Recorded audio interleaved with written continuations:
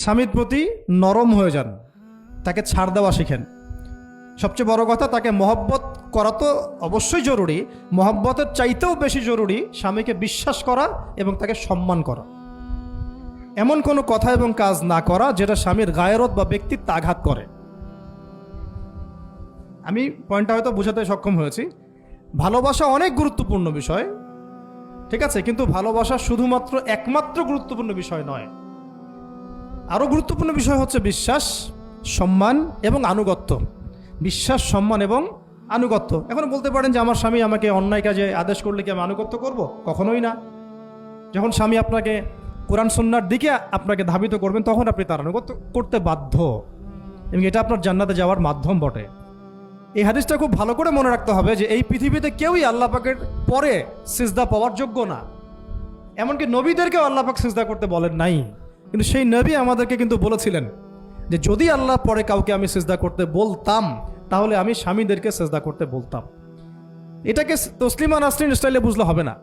ওরা এটাকে এভাবে নিবে যে ইসলাম মেয়েদেরকে দাসত্বের শৃঙ্খলা আবদ্ধ করতে চাচ্ছে, হ্যাঁ, আত্মস্বাধীনতা দিবে না ইত্যাদি।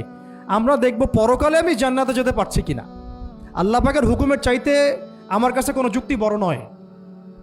আল্লাহ পাকের হুকুমের চাইতে আমার কাছে কোনো যুক্তি, বিজ্ঞান, প্রযুক্তি এগুলো বড় মানদণ্ড নয়। শুধুমাত্র স্বামীর আনুগত্য, বিশ্বাস, সম্মানের বদৌলতে দেখা যায় যে পুরোটা জীবন এই বেচারা আপনার জন্য ঢেলে দিবেন স্যার। আর এই জায়গায় যদি দেখা যায় ঘাটতি থাকে, তখন কোনো কোনো ক্ষেত্রে ভালোবাসা যথেষ্ট হয়ে ওঠে না। এবং আপনারা জানেন এই শহরে ডিভোর্সের সংখ্যা দিন দিন বাড়ছে। কেন? এইগুলো মেজর কারণ আছে।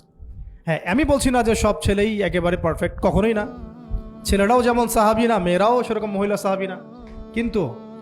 কিন্তু সবর, আনুগত্য, নরম কোমলতার কোনো বিকল্প নাই। উভয় পক্ষের জন্যই নসিহতগুলো আর কি, স্বামীর জন্য এবং স্ত্রীর জন্য।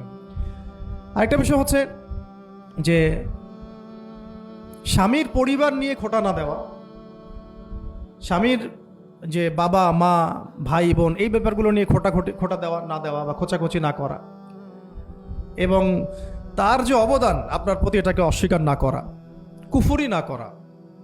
একটা হাদিসের মধ্যে নবী সাল্লাল্লাহু আলাইহি ওয়াসাল্লাম কিন্তু বলেছেন যে বেশিরভাগ নারীর জাহান্নামে যাওয়ার কারণ কি? সাহাবীরা জিজ্ঞাসা করেছিলেন, তিনি বলেছেন তারা কুফরি করে। কি কুফরি করে? তারা কি আল্লাহর সাথে কুফরি করে? নবীজি বলেছেন না, বরং তারা সারা জীবন স্বামীর যে দিয়ে যাওয়া যে স্যাক্রিফাইস বা অধিকার, এটাকে হঠাৎ করে অস্বীকার করে বসে, হঠাৎ কোনো একদিন অস্বীকার করে বসে। এটার কারণে দেখা যায় আল্লাহ পাক নারাজ হয়ে যান। আল্লাহ রাব্বুল আলামিন তো একজন ব্যভিচারী নারীকেও জান্নাত দিয়েছেন মাত্র কুকুরকে পানি পান করানোর কারণে। আবার একজন